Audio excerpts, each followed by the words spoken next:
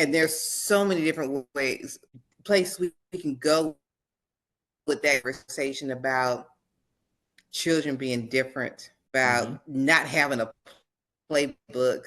I think the things that kids don't understand, they don't have the capacity to understand thing out as we go. And I don't care, as a therapist now, I don't care how many books you read, how many podcasts you listen to, how many experts that you talk to. There's nobody who is going to tell you how to raise the perfect child. There's no playbook. There's no rule book. So New York Times bestseller. yeah, I mean, come on. So the message is hashtag give yourself some grace as a parent.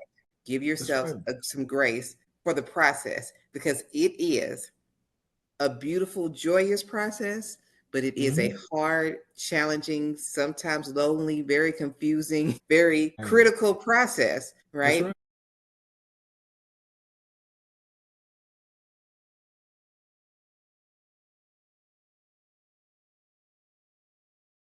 All right, everybody, welcome back to episode 2. Number 2. I'm your girl, Coach Kim, and this is my co-host JB, and we are in our second episode of What I Wish I Had Known Before. All right. All right, we're on the second episode. How you feeling, JB? I feel good. How about you? Great, excited, ready to go, ready to knock out this second episode. So, in the last episode, we hit on the topic of marriage. And I felt like it was a good conversation. What did you think? It was. It definitely left us with a lot more to discuss. I think we should give the viewers a few more things to think about. You have anything you'd like to share just to, in a recap before we start there? We did talk in regards to marriage and having the tough conversations, the hard conversations, not isolating, especially if you are going through things. You shared in regards to loving self and that love is not enough. And most importantly, healing, making sure that you are in that place to where you can just say be the best version of yourself. So we did touch some topics. So absolutely. yeah. Yeah. In the week since we recorded and posted our first episode, I really thought a lot about what things we haven't covered. Like there's so much to say about marriage and what you wish you had known before you jump into that covenant. Because that covenant is no joke. That covenant is a lifelong, supposed to be a lifelong commitment, for better or worse, right? That's the vows that you take.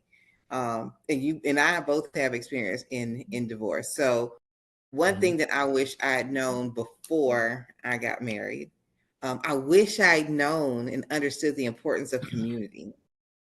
I think that there's a lot of times situations where people will go, well, the only people that matter in this relationship is us. And there is truth to that. You guys, it should be you, your partner, and the Lord. Right. That should be the primary components of the relationships, but you cannot dismiss the importance of having support around you and the importance of family around you. One of the things that I lament about is the fact that while my parents and my sister are very involved with the girls, my ex-husband, their father's family is not. They don't know their grandmother. They don't know their grandfather. Not meaning that they've never met them. They've seen them, but they don't know them. They can't tell you anything about them. They can't tell you anything about their aunts and uncles on his side of the family. And that makes me feel really sad because it's a part of their history. It's a part of their background and their heritage that they know nothing about, that they have no contact with. And as a mom, it makes me concerned for what that means for them, that they have a whole other side of the family that has no contact with them. And not because they're blocked, not because they can't, just because they don't appear to be very interested. So I think I think when we make decisions about who we're going to marry, they're very personal decisions, and they're very, if I'm being honest, shallow decisions sometimes. Because a lot of times people are like, oh, he looks cute. You know, what does that have to do with the price of tea in China? Because you look cute, right? That gives no bearing to how responsible that person is going to be, whether they're going to honor you, whether they're going to show you respect just because they look cute.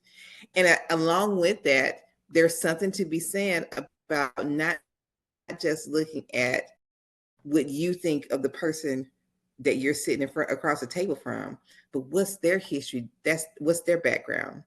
And not saying that anybody should be excluded because of who they're related to or what their background is, but Mhm. certainly that is a factor. You can't ignore the fact that the way that somebody is raised and the environment that they're raised in has impact in who they are and how they're going to show up in your relationship. So these are all factors when you're trying to make a decision about whether or not this is a person that you can see yourself doing life with long term. Well said. I think I need to pour you a cup of coffee so we can keep this energy going right here. That you brought up some very valid points, especially in relationships. That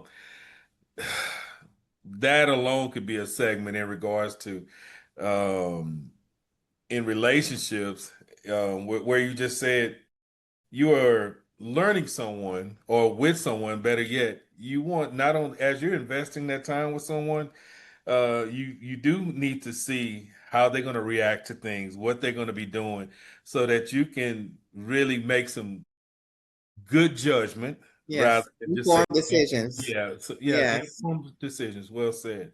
Um, just in that one moment, just thinking about in marriage, other areas to just think on was patience. I think that uh, at times you come in and you want to have a finished product. And if Mm, you're a young couple, there's a lot of growth there. We'll just leave it at growth for right now. And so you're becoming the man or woman you want to be in the future. So there's some expectations that need to be there, especially with one another. And just seeing in that, you take that's one part of the equation, and then you could also look at, well, my dad or my mom did this all the time. Well, my mom and dad did it this way. So you have to find what works or balances between the two so that you can find yeah. what works good for just say your family moving forward. So you're not, we don't want to say bickering, but having confusion or complications. Find what works best for you when it comes to raising kids, getting along with one another. Yeah. So it's some good choices, some things to think about. Yeah. You really hit the nail on the head when you talked about creating a space for what's best for you as the couple. Because when you come together as a married couple, you are blending essentially two families, two upbringings, two That's right. backgrounds. That's And it's right. easy to make the assumption that the things that are important to you, that your Yes. spouse is just going to jump on board to those things and you're going to keep doing those things.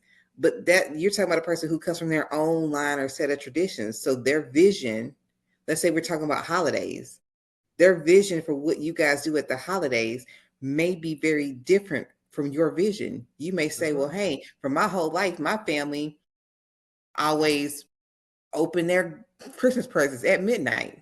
So this is what Right. we're going to do in my household, True.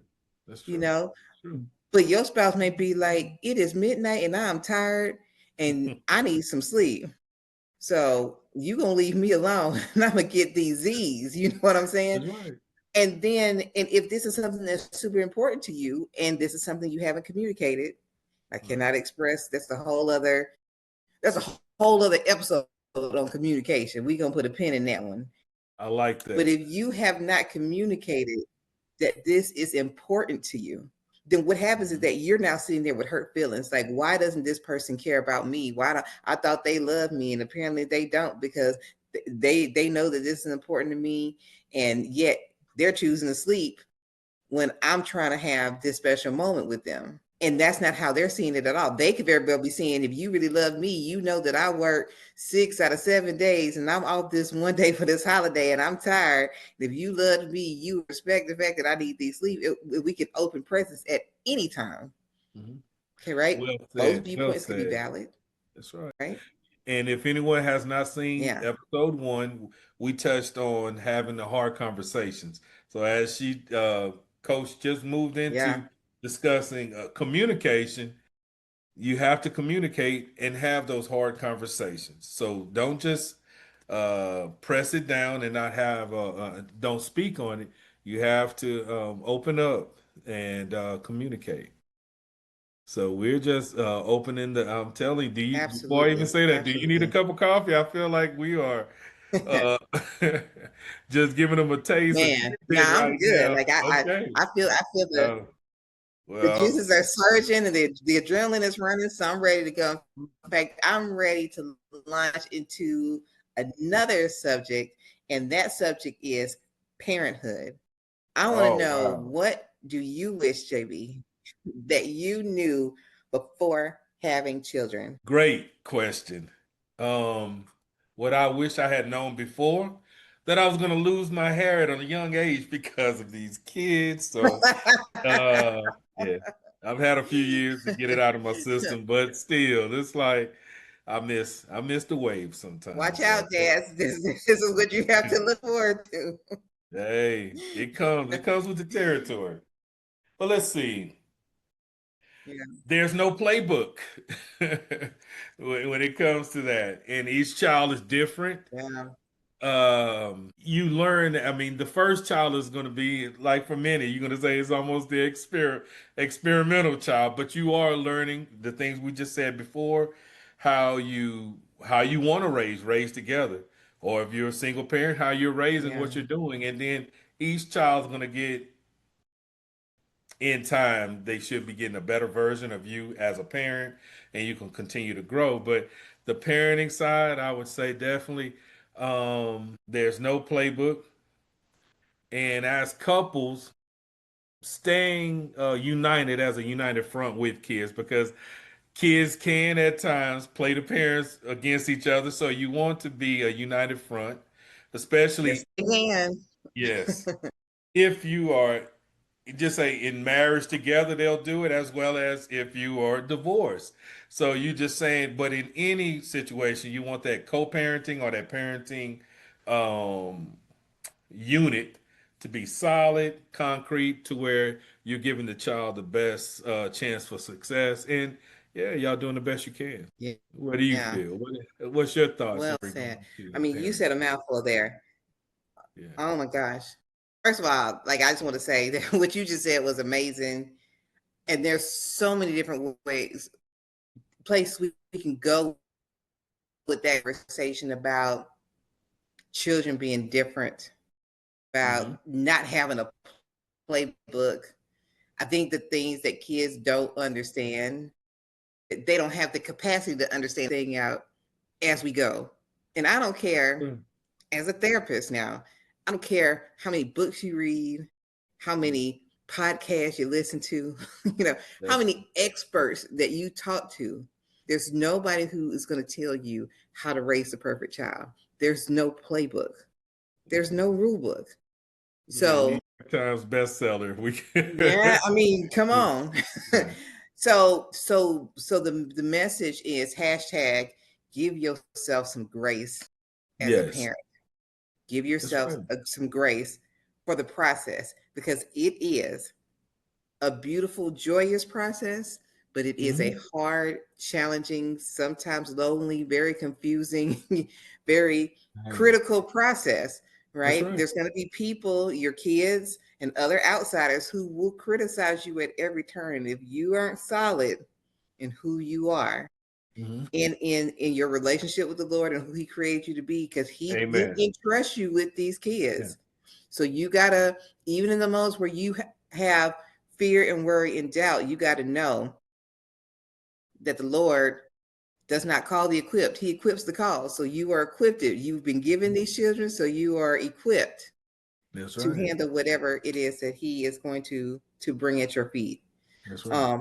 And more to come on that later Yeah. on, because there's And I so much feel more like to say on feels that. like a part two is going to be coming to that. And I did.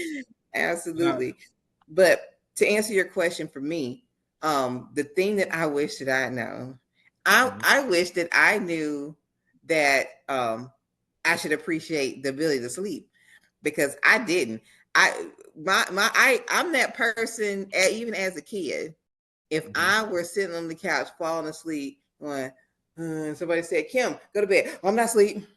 Yeah. There's something in my psyche that has taught me from a child that to sleep is wrong, like it's lazy or it's whatever. I did not appreciate it. I hated taking naps. I'd never appreciated sleep until I became a parent. Wow. And then sleep changed. I didn't Mm. know that my sleep was going to change, not just because I have a baby and babies are up in the middle of the night, and so my sleep is decreased. I didn't know that my level of worry was going to shift so hard for life. There's a Mm. switch that flips in you as a parent, definitely as a mom, and I assume for you dads too. You can let me know. But there's something that changes in you when you become a parent, and you go through stages of worry that just shift. They never end, they just shift. Mhm. So you go from worrying about the baby. Is it breathing? Is it okay? Why is it crying? Because it can't communicate. Is it hurt? Is it sick? What's it need? You know, then it gets a little older and it starts crawling. And now you're like, oh, it can get into things now. So now I got to put child locks on everything. Got to put them gates up. I got to put those things in the electrical sockets so they can't That stick was stuff me. in Yeah. there, right? That was And me.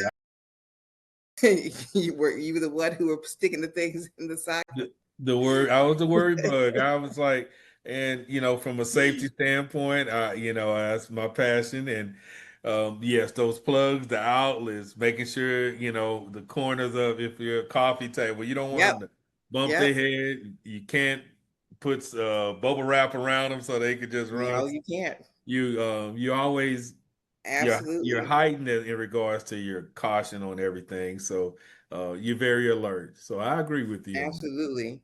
Yeah. And then from that point, they start going to school. Oh And man. now they're not just in your care. They're gone away from you. And now there's other people who are influencing them. And Right. you don't know what they're doing. You don't know what they're saying to them. Mm. You know, then they get a little older. Bullying comes into Yes. play. They start going through these changes, and self-esteem becomes affected, and you start worrying about Yeah. whether they feel confident, whether they feel comfortable in their own skin, Mm. you know, and then they get even older, get teenagery, and then you're like, oh, Wow. what now? Drugs, alcohol, teenage pregnancy, all the things, right? So then Yeah. you hit graduation, and right when you're supposed to think, whew, I survived, I made it. The worry just amps up because now you move from a position of authority to advisory, Right. right? Now you're not just gonna do it because I told you to do it, because now you think you've grown. And we gonna have a whole other conversation on the I think I'm grown part. Okay. Because as I I tell think, my children, grown people pay their own expenses. So that's that's a whole real. other That's conversation real. that I we can like have, that.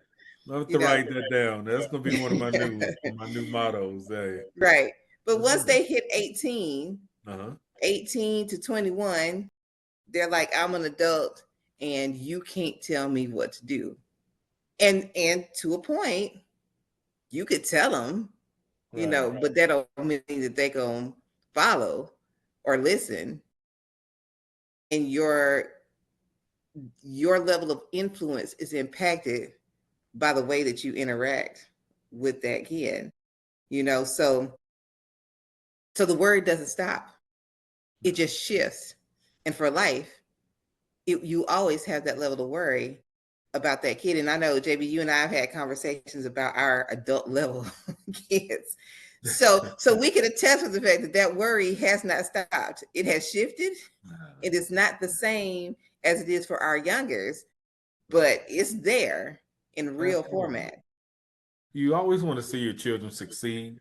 And as you were saying, we go to advisory from, you're trying to help them push themselves into not only adulthood, but just, again, making choices. And that's another thing I would say as in parenting, let the children begin to make these choices so that they can begin to be prepared for life.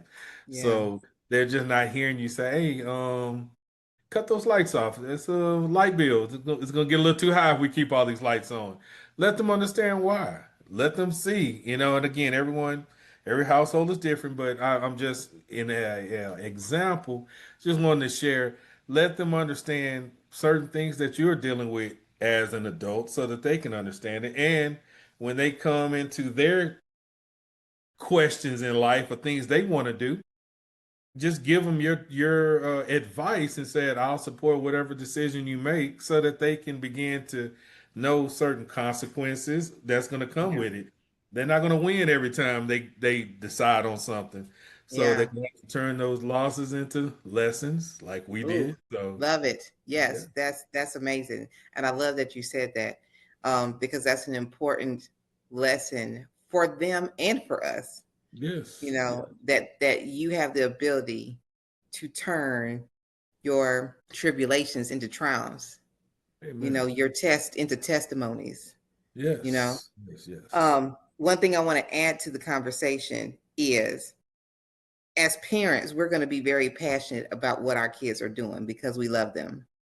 And sometimes that passion shows up and feels like criticism. It feels mhm, like control, especially with our adult kids. And so you do have to be mindful. You do have to be mindful about your approach. right, And this is applicable even in a marriage setting as well. The approach matters that you take. You know, if okay, you are, even if you're 1000% correct about the point that you're going to make, if it's not going to be inhaled, accepted by the person who you're speaking to, what did it matter? If I'm telling you there's a cliff 100 feet down the road, don't go there because you're going to fall and die.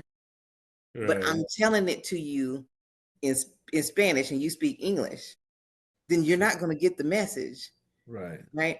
And so to make this, to give just an applicable example, um, I remember when my oldest daughter was was in her freshman year of college, and she was telling me about how she relieves stress by going on walks, and I thought, oh, that's great. Walking is a healthy way to relieve stress. And she's like, yeah, mom. I even sometimes go walking at midnight. Or last night I went walking at 4 in the morning, and I went by yourself. And she was like, yeah. And I immediately went black mama mode.